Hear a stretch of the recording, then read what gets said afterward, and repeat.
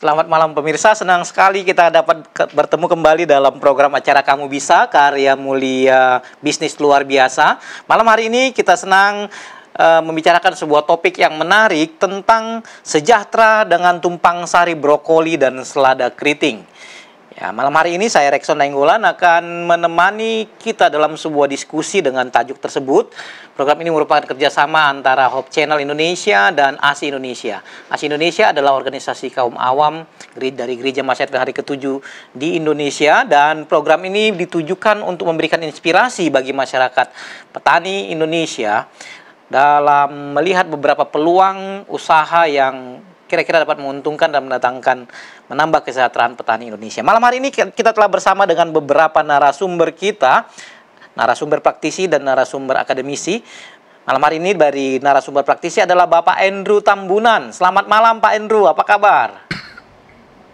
Selamat malam, kabar baik, sehat. Senang sekali kita bersama dengan Pak Andrew. Pak Andrew Tambunan ini adalah petani tumpang sari, brokoli, dan selada keriting di Bogor, Jawa Barat. Benar Pak ya? Benar, di Puncak. Oke, bersama dengan kita juga ada beberapa narasumber ahli, diantaranya Bapak Malaki Watimuri, SP, MSI. Beliau adalah Kepala Laboratorium Pengamatan Hama dan Penyakit Tumbuhan, Balai Perlindungan Tanaman Pangan, Hortikultura, dan Perkebunan Provinsi Maluku. Selamat malam Pak Malaki, apa kabar? Masih belum kedengaran Pak, barangkali bisa di-unmute suaranya. Selamat malam Pak, kabar baik Pak, dari Ambon. Terima kasih. Bagaimana kabar Ambon sekarang Pak? Cerah ya? Panas Pak, cerah Pak, cerah Pak. Ya, terima kasih telah bersama dengan kami Pak Malaki Watimuru pada malam hari ini. Bersama dengan kita juga ada Dr. Insinyur Antoni Walsen, MP. Selamat malam Pak Antoni, Pak Walsen, apa kabar?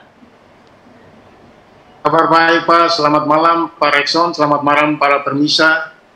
Ya, kabar baik bagi semua. Dr. Walsen adalah akademisi dari Universitas Patimura, dan malam hari ini kita telah bersama dengan beliau. Beliau adalah ahli di bidang budidaya tanaman. Dan senang sekali bersama dengan Pak Walsen malam ini. Bersama dengan kita juga ada Profesor Insinyur Daniel Saputra, PhD. Apa kabar Prof. Daniel? Kabar baik, luar biasa. Dan mulai panas di Palembang. Panas mulai Palembang Pak ya, cuaca cerah. Malam hari ini saudara, kita akan berdiskusi selama sekitar 1 jam dengan topik tumpang sari ini, tanaman brokoli dan selada keriting. Jikalau pemirsa memiliki pertanyaan, dapat ditajukan kepada kami yang kita akan sampaikan dan bicarakan bersama dengan para narasumber kita tadi. Pertanyaan atau komentar boleh ditujukan ke meja redaksi kami melalui Facebook, YouTube, atau bisa mengirimkan WhatsApp ke call center Hope Channel di 0813 177 62777. Dan senang sekali kita akan mulai diskusi kita. Pak Andrew ini adalah petani brokoli dan selada keriting. Betul ya Pak Andrew ya? Ya, betul Pak. Oke, sebelum kita berdiskusi dengan Pak Andrew lebih dahulu, kita akan lihat sebuah tayangan yang menceritakan dan memberikan gambaran kepada kita tentang tanaman sistem tumpang sari yang dilakukan oleh Pak Andrew Tambunan di Bogor.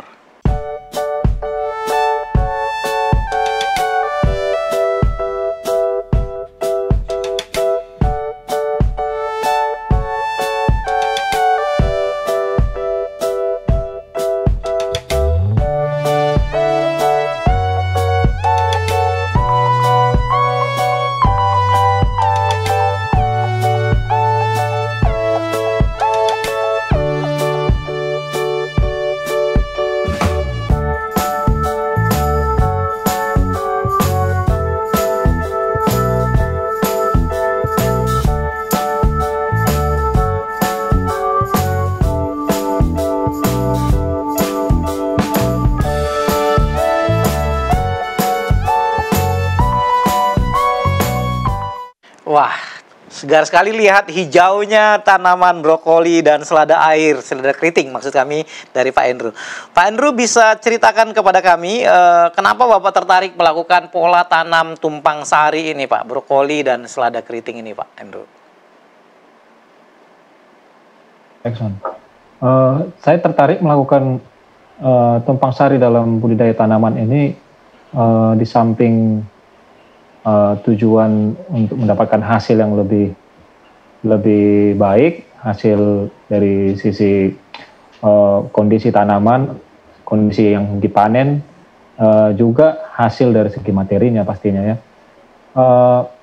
Kenapa tumpang sari juga? Karena kalau kita lakukan tumpang sari ini untuk pengendalian hama ini lebih kecil gitu. Jadi kalau misalnya kita hanya lakukan budidaya satu jenis tanaman saja, hama itu lebih fokus ke satu jenis tanaman itu. Jadi kalau misalnya ada dua dengan berbeda jenis tanaman, prakteknya saya merasakan itu hama lebih sedikit gitu. Lebih sedikit ya. Nah, itu Pak Andrew, ini kan brokoli, sebelum kita bicara tentang hasil yang nanti akan dapat, tapi kita ingin melihat dulu, ini kan brokoli dan selada keriting ini. Yang mana yang duluan ini Pak ditanam? Bagaimana cara pola penanamannya Pak? Oh ya, jadi budidayanya pertama kali yang saya tanam itu adalah selada keriting. Selada keriting jadi, ya? Saya tanam selada keriting umur 2 minggu, kurang lebih 2 minggu setelah tanam selada keriting baru saya tanam brokoli. Kenapa saya tanam pertama selada keriting? Karena umur tanaman selada keriting ini kurang lebih hanya 1 bulan sampai 1 bulan 1 minggu sudah bisa panen gitu. Sedangkan untuk brokoli umur panennya itu bisa 2 bulan, mulai 2 bulan ke 2 bulan 2 minggu dia habis panen.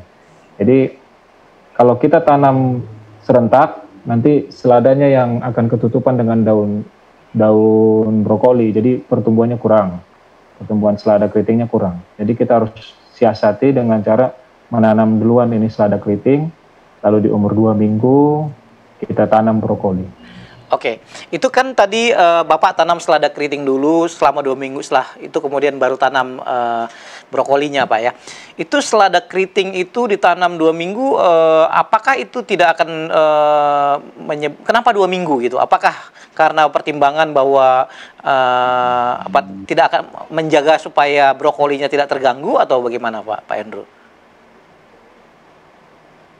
Ya, sebenarnya ini lebih ke seladanya ya. Kalau misalnya lebih ke seladanya, kalau kita tanam bersamaan, nanti seladanya yang pertumbuhannya kurang, gitu. Karena akan ketutupan dengan daun-daun brokoli ini. Karena kita posisinya kita bikin di tengah tanaman brokoli kan, di pinggir-pinggirnya. Selada jadi yang posisi di tengah itu adalah selada ya Pak ya? Kanan dan kiri itu adalah brokoli. Iya, benar. Kalau jaraknya bagaimana Pak?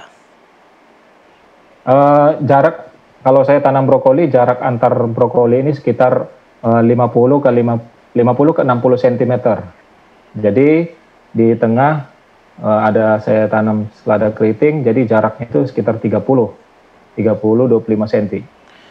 Baik, saya ingin ke Dr. Walsen dulu. Pak Walsen, tadi Pak Andrew telah menceritakan bagaimana dia melakukan pola tumpang sari, jarak dia tempatkan tadi seledrinya itu di tengah dan brokoli diapit oleh brokoli begitu ya. Lalu ada jarak tadi yang telah dikemukakan oleh Pak Andrew. Ada komentar Pak Walsen tentang pola tanam yang dilakukan oleh Pak Andrew ini Pak Walsen? Ya, terima kasih Pak Rexon, Pak Andrew. Saya pikir apa yang Anda lakukan itu sudah benar, karena dalam satu musim Anda bisa panen 2 tanaman. 2 tanaman dalam arti di antara brokoli itu ada ruang kosong dan bisa dimanfaatkan. Ruang kosong itu diisi dengan selada keriting tadi, tapi selada keriting itu panennya lebih cepat. Sehingga yang tadi Pak Andrew bilang itu bahwa kalau hama datang, dia bisa serang ada pilihan. Jadi bukan satu tanaman saja yang dia serang, tapi dia bisa lari ke lain tanaman sehingga tanaman, tergantung Pak Endro punya fokusnya di mana. Tapi kalau saya lihat itu fokusnya di brokoli, karena brokolinya itu umurnya agak lebih panjang ya, karena dia menghasilkan bunga. Sedangkan kalau selada yang dipanenkan cuma daun. Jadi di antara misalnya 60 hari itu dari brokoli, 30 hari sudah bisa panen selada keriting. Jadi dalam satu kali penanaman itu, satu musim tanam itu dia bisa panen 2 tanaman. Itu kira-kira Pak Rexon. Baik, Dr. Walsen. Tadi jadi itu pola sudah cukup baik ya. Nah, saya ingin kembali ke Pak Andrew. Pak Andrew, kalau memperhatikan pola yang tadi, ya Bapak kan melakukan tumpang sari sebagai ganti tanaman, satu jenis tanaman tunggal. Tadi Bapak bilang oke lah dari segi penyakit, nanti kita akan berdiskusi tentang hal ini. Namun kalau dari segi hitung-hitungan Pak, kira-kira ya dibandingkan kalau Bapak tanam hanya tanaman brokoli saja misalkan ya, kira-kira bagaimana Pak? Apakah memang ada tambahan penghasilan yang didapatkan atau sebenarnya sama aja? Apakah kemudian tunggal atau tumpang sari ini kira-kira dari segi jumlah penghasilan itu apakah meningkat Pak Andrew? Bisa kasih hitung-hitungan kepada kami?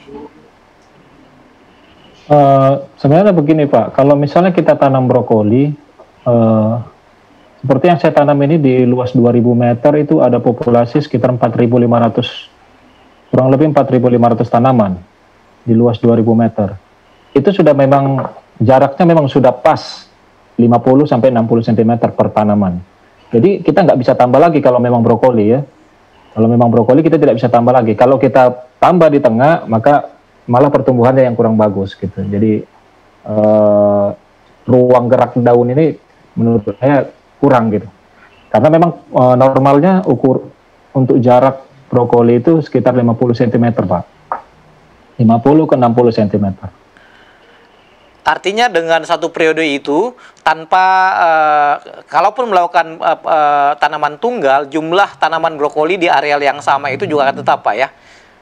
Tetap. Jadi dalam hal ini jika dilakukan tumpang sari ada bonus ya? Selada keriting, kalau selada keriting hasilnya boleh lebih meningkat, tapi kita sesuaikan dengan permintaan kan, permintaan yang diminta oleh vendor sayuran ke kita gitu. Oke, baik, terima kasih. Ini saya ingin bertanya kira-kira dengan sebelum nanti kita ke narasumber ahli kita, Pak Andrew, ketika lakukan 2 pola tanaman ini ya, tadi pola tanaman tunggal dan kemudian tumpang sari ini, apakah terganggu nggak salah satunya Pak? Apakah dari segi pertumbuhan maupun dari segi serangan hama, bagaimana itu Pak? Iya. Makanya di awal tadi saya sudah singgung umur mulai menanam gitu ya. Jadi kalau kita memang tidak sesuai dengan yang kita setting di awal tadi, umur tanaman itu pasti akan terganggu. Kalau kita tanam bersamaan, contohnya kalau kita tanam bersamaan, pertumbuhan tanaman itu pasti terganggu, khususnya di pertumbuhan selada. Karena dia akan kalah dengan daun brokoli gitu, tadi saya sudah sampaikan. Makanya kita harus set dari awal umur menanamnya. Jadi akan ada berpengaruh itu, Pak. Oke. Jadi saya ingin kembali ke Pak Walsen, Dr. Walsen ya. Itu tadi pola dia itu kan dia akan tanam 12 hari sebelumnya tidak bersamaan ya, Pak Walsen. Ya. Nah, kira-kira apa 12 hari? Kira itu cukup optimum itu Pak, atau Bapak punya saran ke Pak Andrew tentang cara penanaman tadi, waktu tanamnya? Ya, karena kalau tanam bersama seperti tadi Pak Andrew katakan, itu pertumbuhan daun daripada brokoli itu sangat cepat Pak. Dan kalau jarak tanamnya makin diperkecil, itu bisa terjadi saling menaungi. Jadi kalau daun dengan daun saling menaungi, itu berarti yang terjepit di antara 2 tanaman brokoli itu adalah tanaman selada keriting. Jadi memang harus lebih cepat sedikit, 10 atau 2 minggu baru ditanam brokoli, karena kalau kita tanam sama-sama terjadi mutual shading antara daun-daun brokoli itu dan selada pasti tertekan sehingga perkembangannya terganggu dan pertumbuhannya kecil, Pak. Artinya, Postur tanamannya kecil sehingga nilai panennya itu kurang, Pak. Jadi yang dilakukan oleh Pak Andrew itu sudah sesuai dengan apa dari siklus hidup daripada kedua tanaman itu. Jadi tidak terjadi saling menutupi antara daun brokoli dengan tanaman brokoli sebelahnya, sehingga tidak menutupi daun pertumbuhan daripada tanaman selada keriting. Jadi ada ruang untuk tanaman selada keriting itu berkembang lebih cepat, dan panennya kemudian baru terjadi mutual shading antara tanaman brokoli yang jaraknya sekitar 50-60 cm per. Oke, nanti kita akan lanjut diskusi tentang budidaya juga, Pak. Tapi saya ingin ke Pak Andrew dulu, nanti kemudian ke Pak Malaki. Pak Andrew tadi katakan justru ini tanaman ini ketika dilakukan tumpang sari dia apa namanya, penyakitnya berkurang ya Pak Andrew ya, karena terbagi barangkali.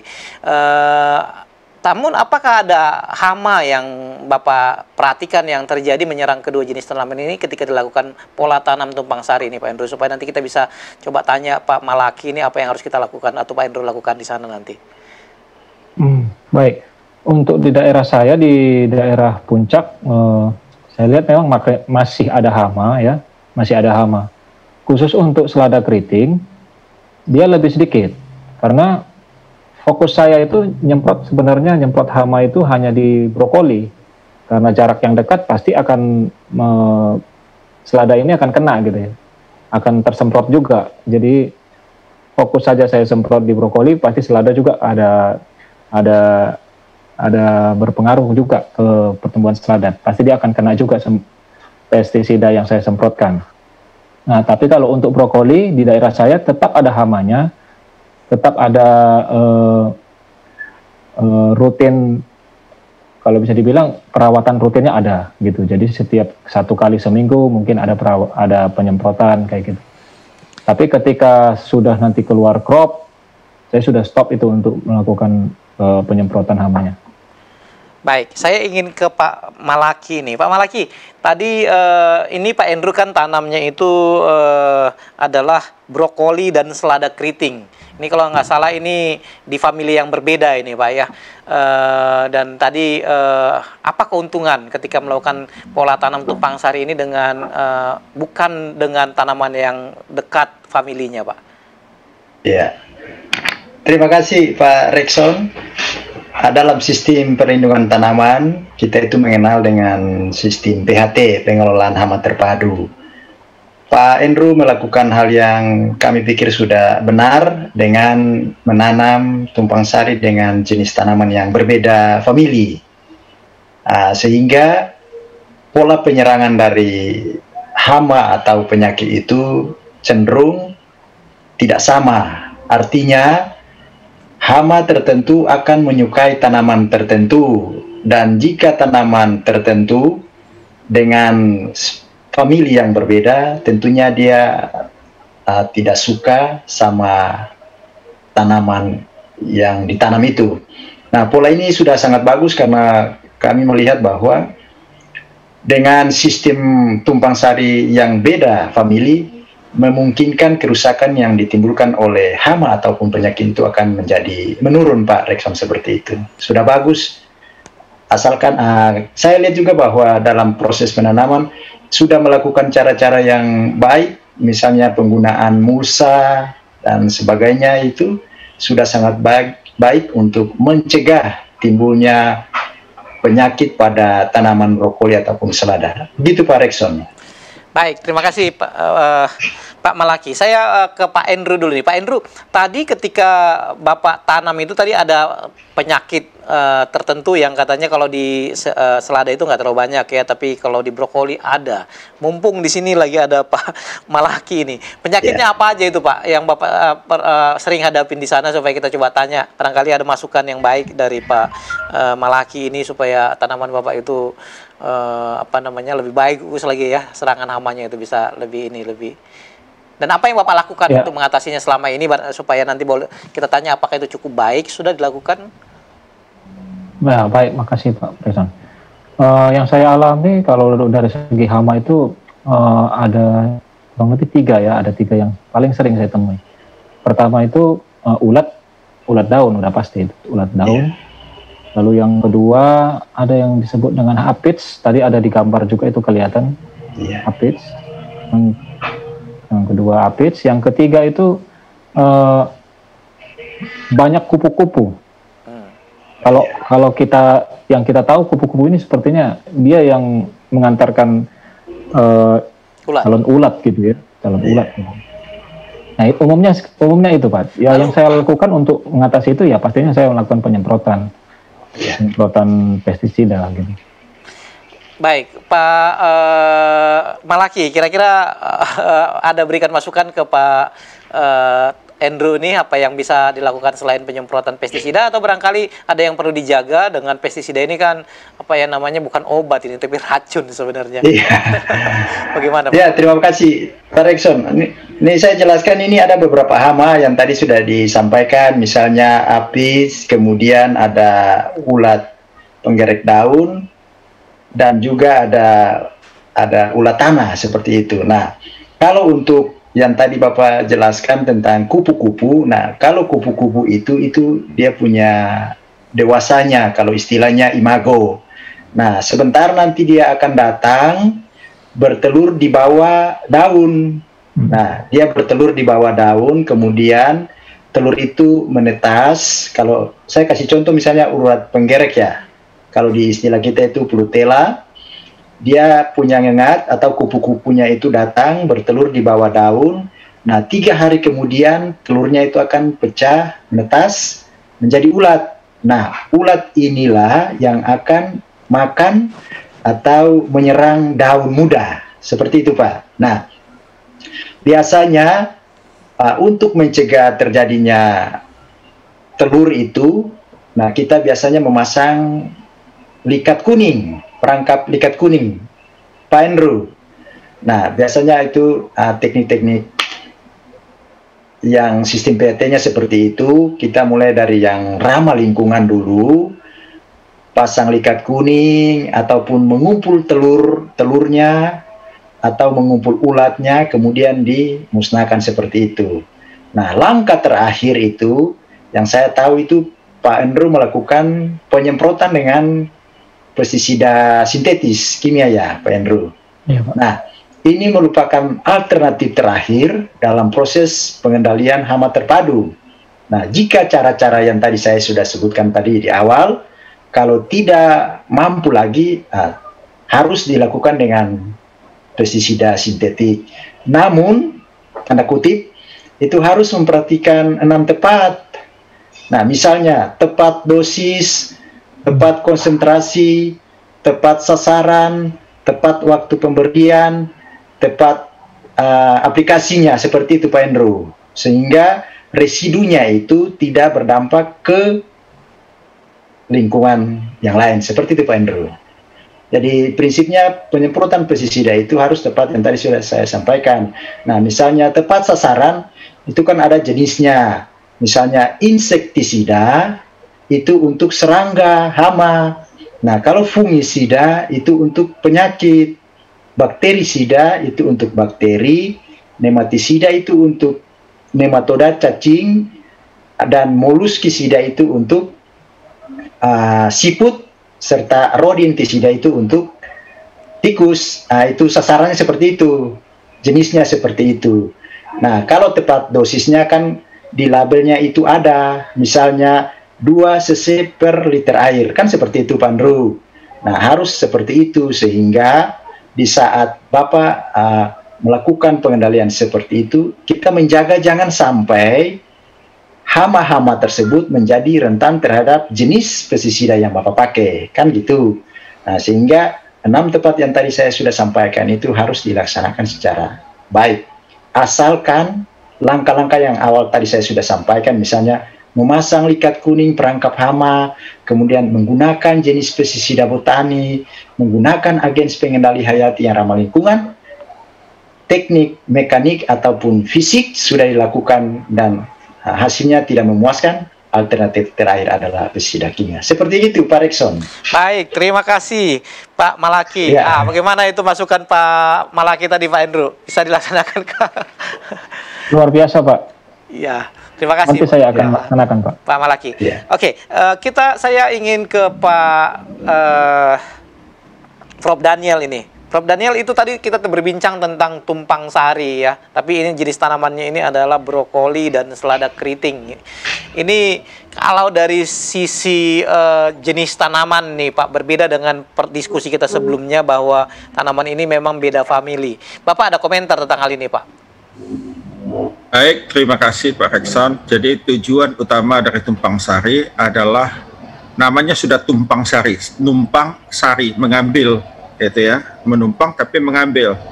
Jadi tujuan utamanya adalah meningkatkan pendapatan sambil menunggu tanaman utama.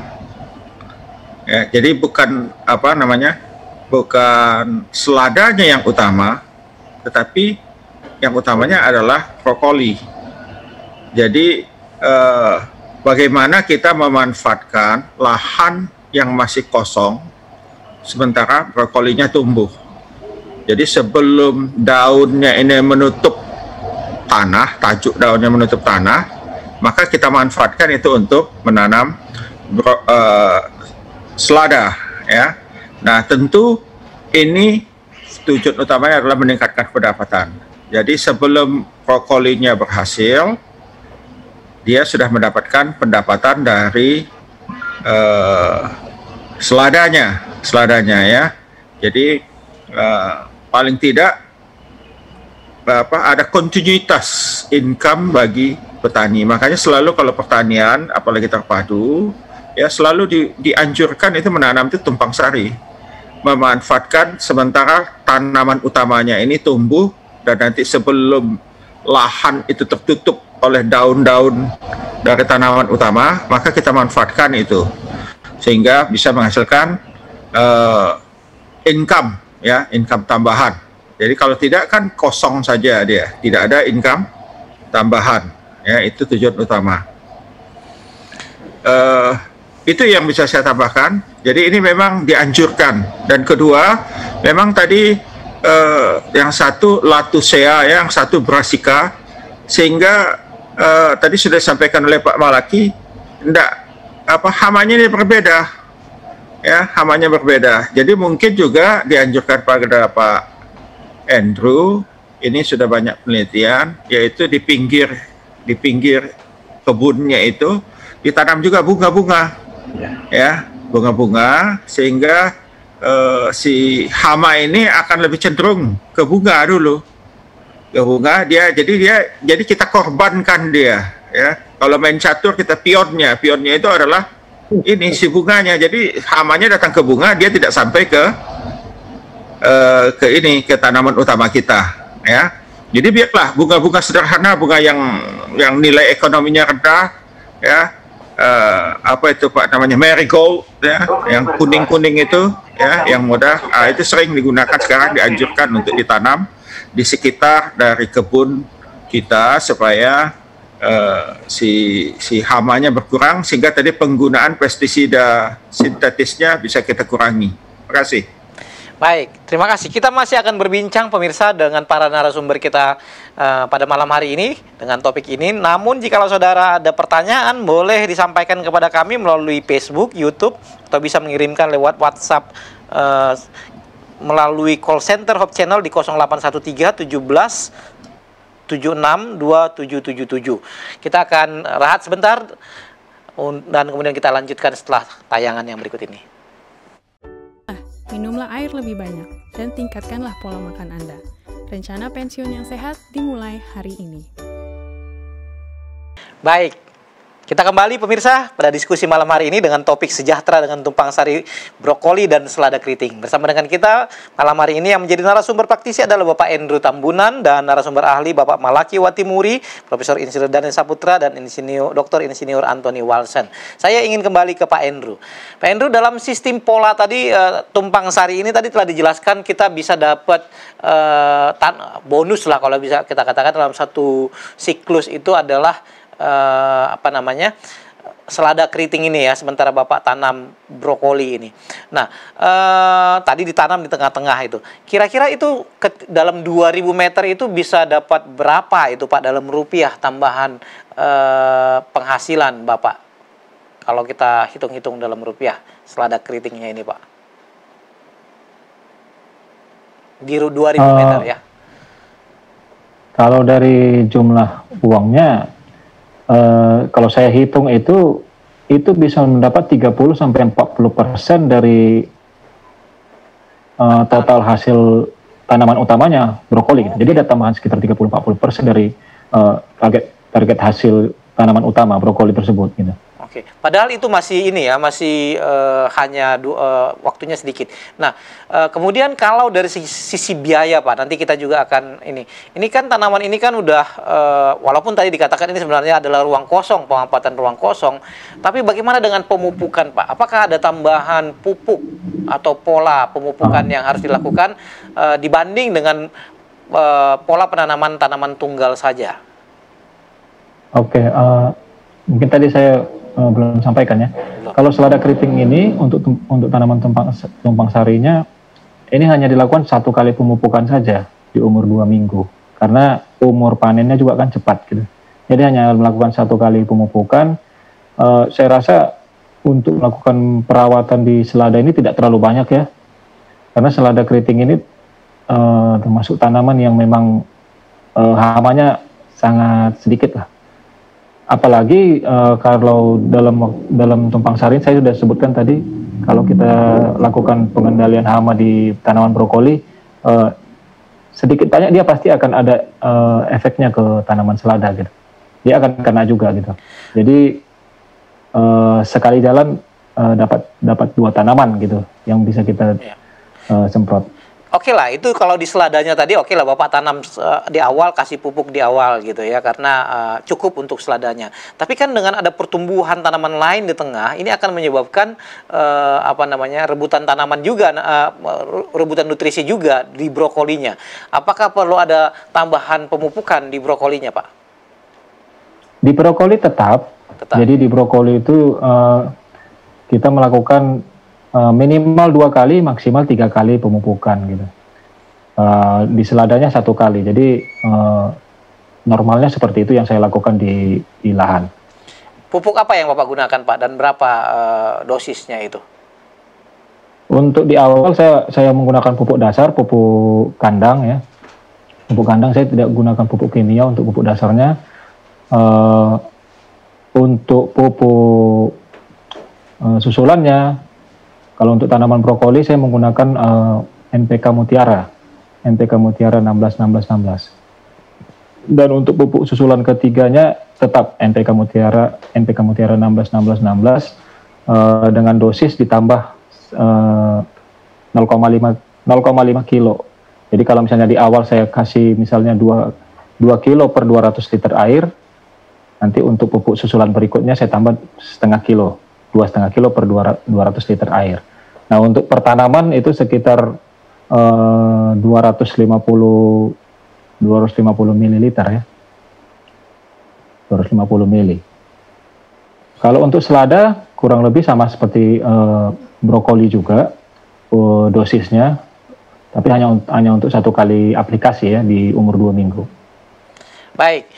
Pak Walsen, ini gimana ini dengan aplikasi pemupukan yang dilakukan oleh Pak Tambunan di sini? Apakah itu sudah cukup efektif, Pak? Ya, terima kasih Pak Redson. Apa yang dilakukan oleh Pak Andrew, saya pikir kedua tanaman ini berbeda kebutuhan untuk unsur tertentu. Semua tanaman membutuhkan unsur yang sama, tapi untuk bagian-bagian tanaman tertentu, misalnya kalau kalau selada keriting itu karena kita panen daunnya, kalau bisa Pak tambah urea sedikit Pak di dalam larutan itu Pak, supaya dia memicu pertumbuhan daun lebih cepat. Sedangkan kalau pada pertumbuhan brokoli itu, karena yang kita panen itu bunganya, jadi di dalam pembentukan bunga itu biasanya yang paling menonjol untuk pupuk atau kandungan unsur yang dari NPK itu kan mutiara itu 16. Kalau bisa dalam larutan itu Bapak taruh 250 gram dalam larutan itu, larutan induk itu 250 gram TSP pupuk tunggal, supaya dia menambah P untuk menginisiasi pembentukan bunga, inisiasi bunga dari bunga brokoli itu. Lalu untuk kualitas daripada bunga itu, Bapak bisa tambah KCL 250 juga. Dalam larutan yang tadi Bapak buat itu, Pak Endro buat, supaya selain dia membentuk inisiasi pembentukan bunga daripada brokoli, tapi dia juga mempertahankan kualitas daripada bunga brokoli tersebut. Jadi tadi Bapak tambahkan kan 16 pupuk mutiara itu. Jadi 16 itu N16, P2O5 16, K2O 16%. Sama-sama 16. Tapi kalau Bapak mau memicu sedikit inisiasi pembentukan bunga, itu kalau bisa tambah TSP dan KCL. Untuk kandungan pupuk tunggal itu yang digabung dalam pupuk mutiara NPK itu, sehingga proses pembentukan bunga itu dipercepat dan kualitasnya itu lebih baik dari tanaman brokoli tersebut. Sedangkan untuk NPK untuk selada keriting, saya pikir sudah cukup Pak. Itu terima kasih Pak. Baik Pak Endro, bagaimana itu masukan dari Dr. Walsen, Pak Endro? Bisa dicoba itu ya? Terima kasih Pak, terima kasih masukannya Pak. Iya, nanti saya coba Pak supaya hasil lebih baik lagi ya. Nah, terima kasih Pak Walsen. Itu dari yang sudah Bapak tanam tadi ya, dengan pola pemupukan yang Bapak lakukan tadi itu ini kan nanti waktu hasilkan itu Bapak dapat grade apa Pak sekarang Pak Endro?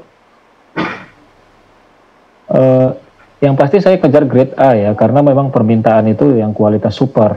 Karena tanaman sayuran yang saya tanam ini sasarannya supermarket. Jadi memang targetnya mendapatkan grade A, tapi tidak mungkin semuanya grade A. Tetap ada yang dapat grade B, bahkan ada juga yang grade C gitu.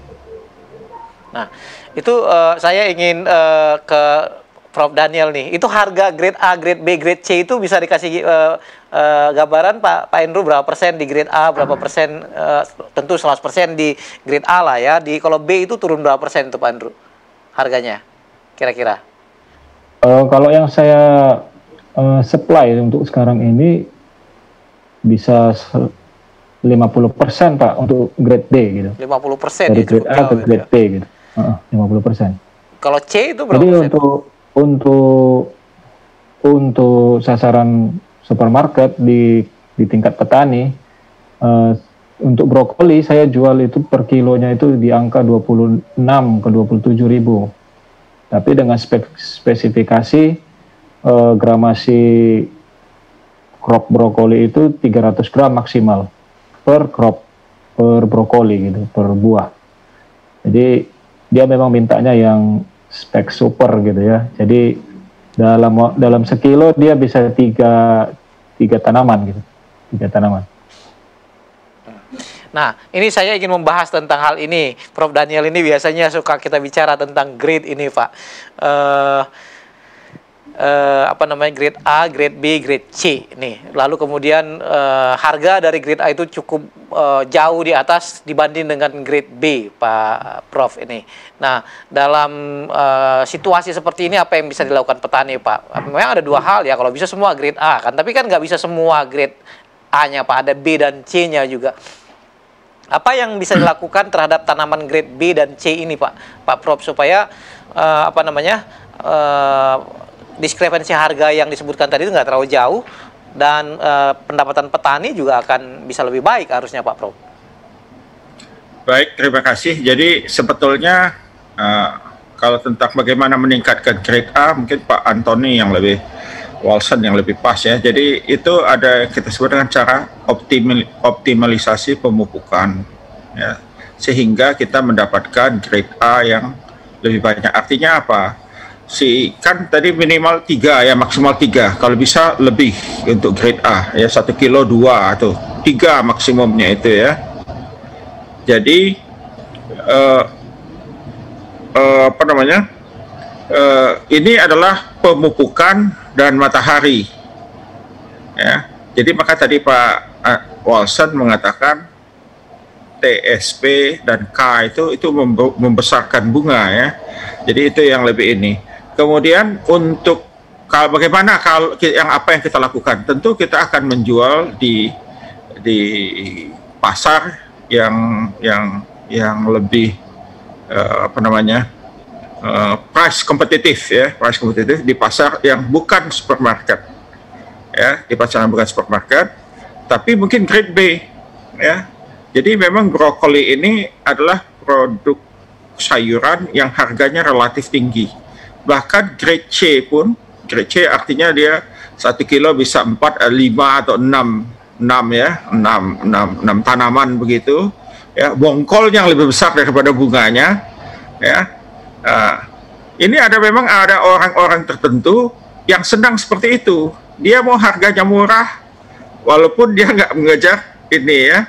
Ada orang yang sengaja membeli yang seperti itu, kemudian nanti bongkolnya itu kulitnya dikupas, diiris, itu juga masih dijadikan sayur ya, dengan flavor brokoli ya. Jadi ini kita segmentasi pasar ya. Grade A ya segmentasinya supermarket, dan yang membeli orangnya adalah orang yang memang mampu membeli itu. Kalau grade A kita bawa ke pasar tadi semi tradisional ya, mungkin orang akan bilang, oh mahal sekali. Tapi kalau grade B ya 4 1 kilonya atau 5 1 kilonya dia masih mau. Kalau nanti yang grade C ya kita ke pasar tradisional, pasar becek ya, yang ini mungkin 1 kilonya 25.000 kali ya. Tapi memang ada peminat-peminat tertentu. Oleh karena itu kita selalu mesti memperhatikan ini. Tidak semua produk kita 100% bisa masuk ke pasar ini. Dan tentu ya kalau kita kelebihan supply, misalnya terlalu banyak, pasar kita nggak bisa, itu brokoli masih bisa dipertahankan dengan dikemas sedemikian rupa ya. Dianjurkan memang untuk menyerap air, makanya kadang-kadang brokoli dibungkus pakai koran atau apa ya. Nah, ini bisa mempertahankan 2 atau 3 hari kemudian baru kita lepas ke pasar begitu ya. Ya kalau terlalu banyak supply, harga juga akan turun. Nah ini kita juga mesti melihat tetangga-tetangga kita, apakah mereka juga nanam brokoli ya.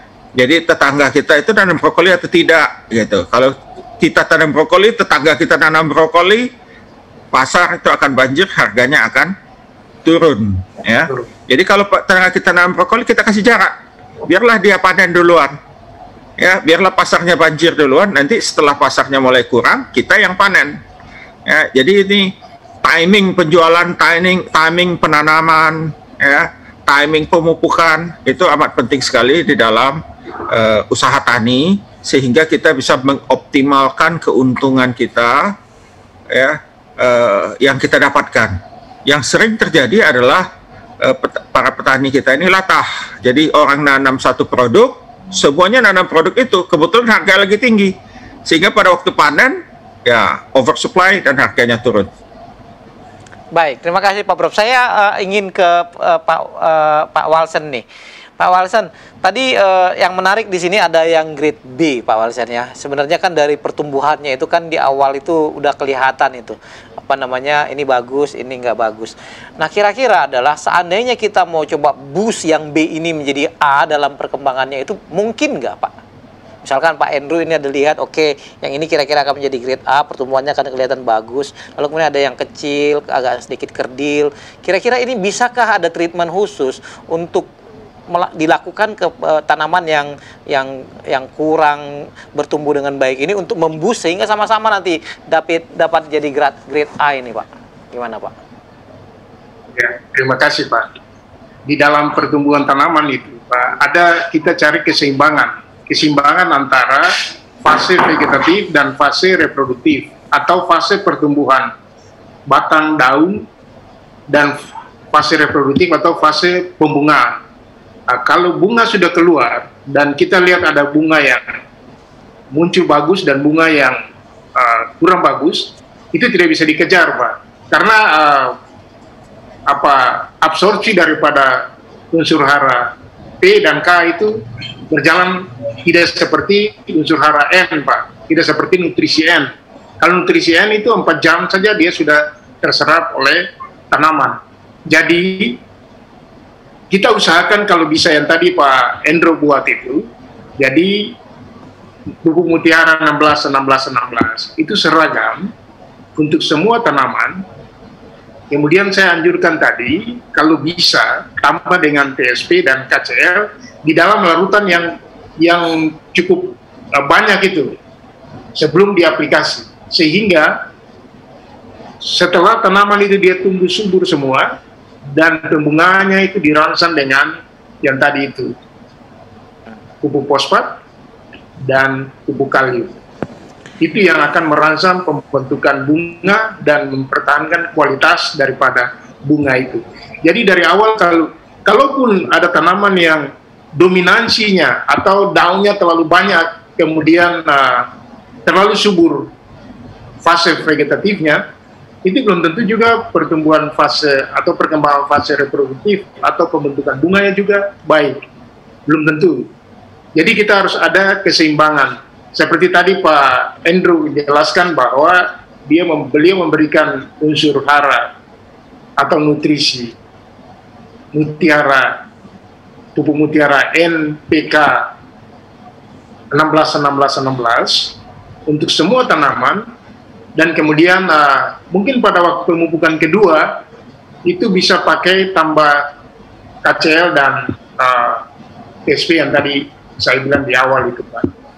Itu Pak, terima kasih Pak. Dan satu hal lagi, jangan lupa Pak, tadi Pak Prof. Daniel bilang itu selain nutrisi, cahaya matahari, itu air sangat mempengaruhi. Karena kalau tanaman mengalami stres, kekurangan air pada selang waktu tertentu, itu pertumbuhan bunga, pembentukan bunganya juga akan terganggu. Jadi air tidak boleh atau berkurang di dalam pembentukan bunga atau inisiasi bunga itu.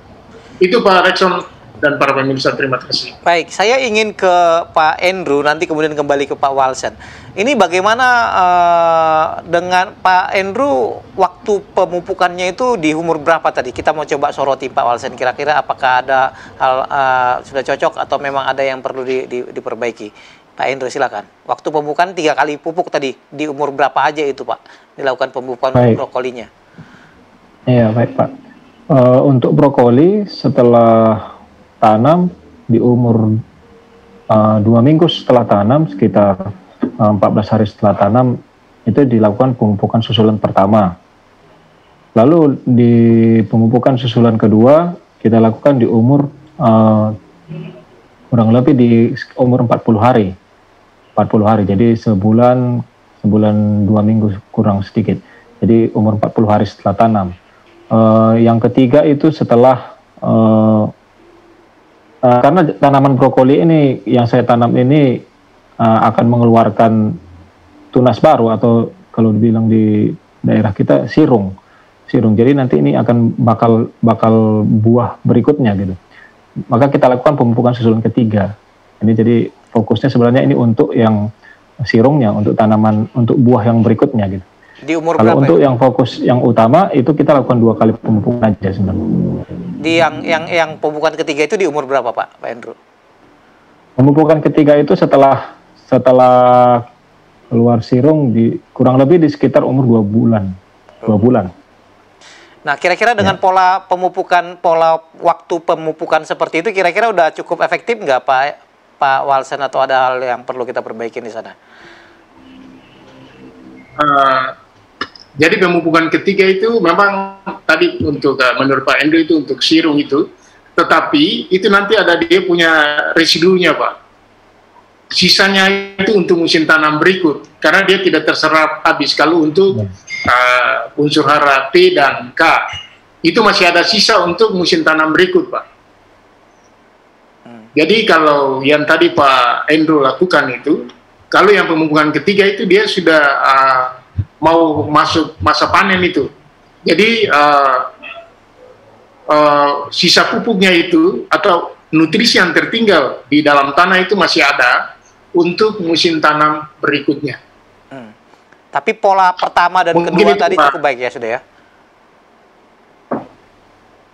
Pak Walsen, apakah yang pola pertama, waktu pemupukan pertama dan susulan kedua itu, apakah memang sudah cukup baik di umur tadi 2 minggu dan 40 hari ya tadi Pak Andrew ya? Iya benar Pak. Apakah itu sudah cukup baik Pak? Cukup Pak, cukup baik Pak. Cukup baik. Oke. Untuk masuk fase pertumbuhan awal dan masuk fase reproduktif. Baik, terima kasih. Ada pertanyaan yang telah masuk ke meja redaksi kami dari Ibu Rile Silalahi. Ini mungkin Ibu ini suka beli brokoli di pasar. Apakah brokoli harus ikut batangnya yang begitu besar katanya dijual?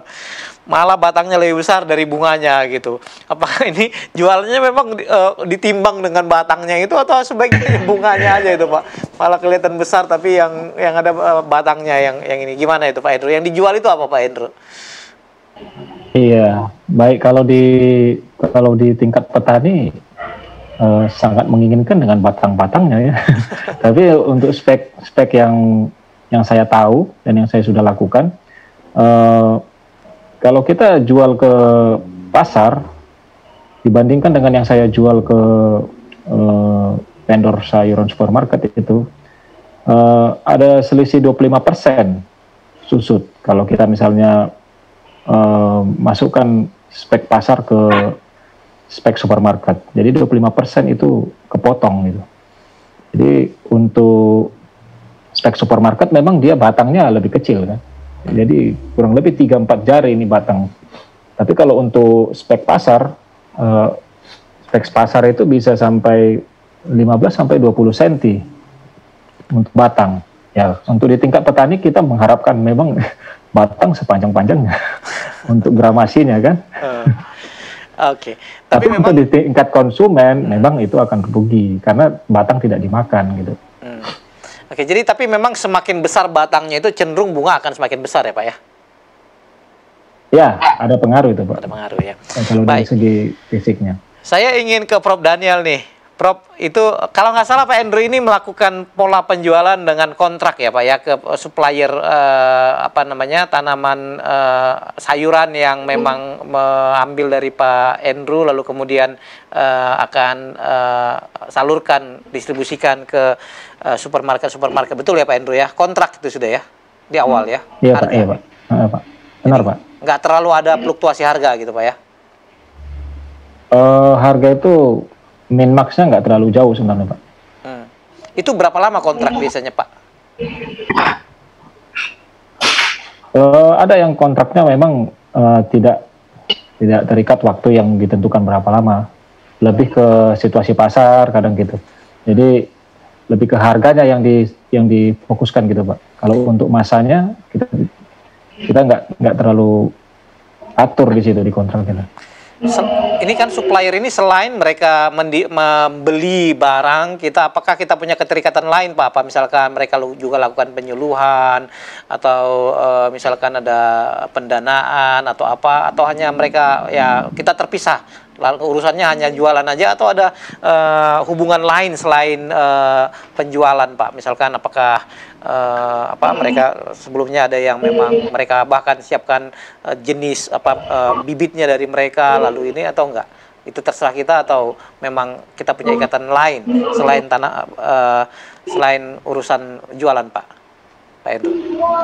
Baik, kalau untuk yang saya lakukan saat ini terpisah Pak ya. Jadi saya rasa itu lebih memudahkan ke saya juga sebenarnya. Jadi suatu saat misalnya keterikatan itu tidak terlalu besar ke vendor sayuran. Jadi suatu saat ada peluang yang bisa melakukan penjualan di tempat lain yang hasilnya lebih baik, saya bisa jual gitu. Jadi tidak terlalu terikat gitu. Kalau untuk benih, pupuk, dan untuk perawatan semuanya dari saya gitu. Oke, jadi tidak ada misalkan penyuluhan atau itu nggak ada ya? Artinya terpisah saja, Pak ya. Oke, bagaimana komentar Prof Daniel? Di sini kalau kemarin itu kan ada semacam hubungan yang cukup dekat antara petani dan supplier pembeli gitu ya, bahkan mereka siapkan pupuk itu. Kira-kira ada hal itu cukup menguntungkan petani kah, Pak, atau bisa ada pola yang lain yang lebih baik, Pak Prof? Terima kasih kesempatannya. Memang kalau Pak Andrew ini sudah kita sebut petani apa ya? Kalau dalam pertumbuhan manusia sudah petani dewasa. Ya, jadi dia sudah independen. Tidak perlu diatur, yang penting bagi yang membelinya sesuai dengan mutu yang mereka tentukan. Ya. Mutu A mesti seperti ini, ada kriterianya. Jadi Pak Andrew tidak perlu diberitahu, dia sudah tahu. Ya. Nah, ada memang petani yang dia hanya tahu tradisional saja. Nah, petani-petani yang seperti ini masih perlu dibina. Ya. Jadi di acara Kamu Bisa ini kita juga pernah mengundang ada satu perusahaan ya, Tani Hub. Dia membina petani. Ya, mungkin awalnya dia akan berikan. Jadi petani ini diajak kerjasama, ya,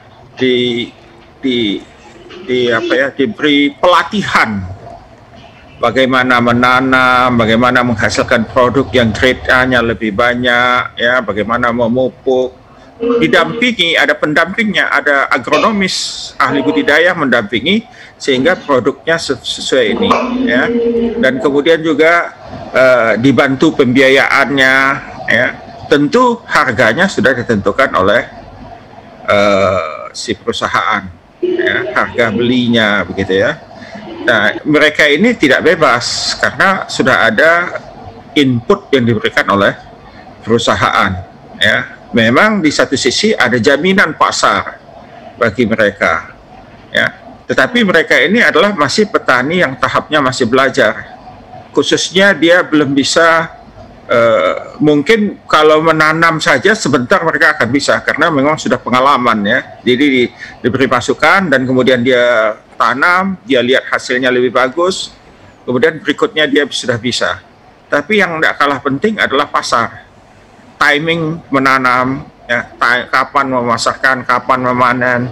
Nah, ini petani, banyak orang yang tidak mengerti seperti ini. Pokoknya dia hanya tanam.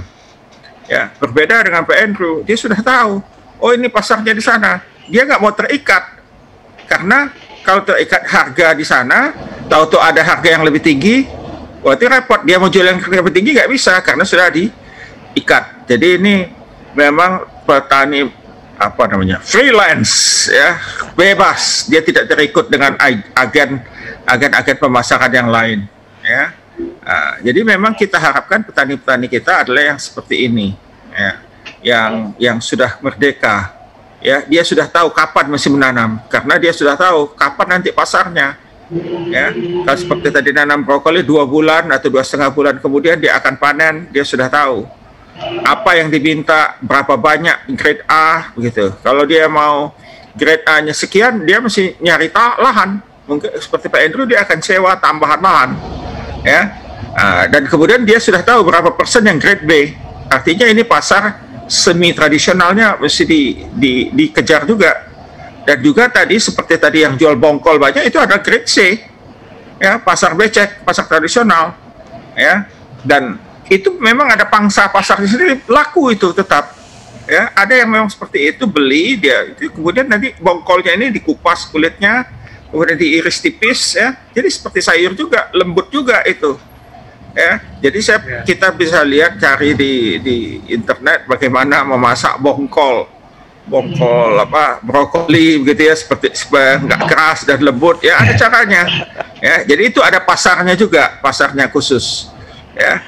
Jadi kalau seperti Pak Andrew ini sudah yang merdeka, bebas, dia tidak perlu ini. Tapi memang ada petani yang perlu dibina, khususnya dalam hal pemasaran. Baik, waktu kita sudah akan berakhir. Di bagian akhir ini saya ingin kepada pembicara kita dari Balai Penyuluhan ini, Pak, di bagian akhir ini apa yang ingin Bapak sampaikan kepada Pak Andrew atau kepada pemirsa kita tentang pola tumpang sari ini, brokoli dan apa namanya dan tanaman selada ini, apa yang perlu diperhatikan oleh masyarakat kita juga dan juga para petani kita, Pak, di bagian akhir ini barangkali ada yang ingin Bapak sampaikan dari Balai Penyuluhan, Pak. Lama lagi. Iya, terima kasih Pak Rekson. Pada prinsipnya pengelolaan hama terpadu sekarang ini lebih diutamakan dan kualitas dari produk itu sangat diperhatikan sehingga harganya juga itu dapat lebih baik. Saya kasih contoh, misalnya ada yang busuk, tentunya konsumen tidak akan membeli hal itu, membeli produk yang tidak bagus.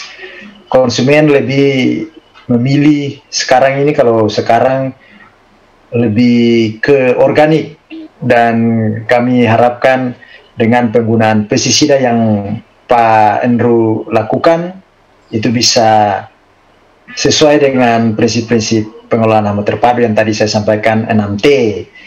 Tepat sasaran, tepat mutu, tepat jenis pestisida, tepat waktu. Yang kelima, tepat dosis dan konsentrasi, serta tepat cara penggunaan. Sehingga produknya dapat lebih berkualitas dan dapat lebih nikmat dikonsumsi oleh para konsumen. Terima kasih Pak Rekson. Terima kasih Pak Malam. Sukses Pak Andrew. Sukses ya. Pak Andrew ya. Terima kasih para narasumber kita. Kita telah 1 jam berbincang. Pak Prof Daniel, Pak Dr. Walsen, Pak Malaki, juga Pak Andrew. Semoga sukses usahanya Pak Andrew. Semakin banyak hasilnya semua grade A ya. Amin ya. Tuhan memberkati kita. Pemirsa, demikian perbincangan kita dengan para narasumber kita tentang sumpang sari, tanaman selada dan brokoli. Mudah-mudahan ini dapat memberikan inspirasi kepada kita semua, kepada para pemirsa sekalian, khususnya para petani Indonesia, di mana Pak Andrew di Bogor telah berhasil memanfaatkan ruang kosong yang seharusnya tidak dapat dimanfaatkan, tapi dengan pola tumpang sari ini Pak Andrew mendapat bonus, bahkan tambahan penghasilan sekitar 30% dalam satu pola tanam. Hal ini menurut saya adalah cukup menarik dan mudah-mudahan memberikan inspirasi kepada para petani Indonesia. Atas nama kru Hope Channel dan ASI Indonesia, kami ucapkan terima kasih atas pertemuan kita malam hari ini. Kita akan lanjutkan pertemuan ini pada pertemuan minggu depan dalam jam dan waktu yang sama. Terima kasih, selamat malam, Tuhan memberkati.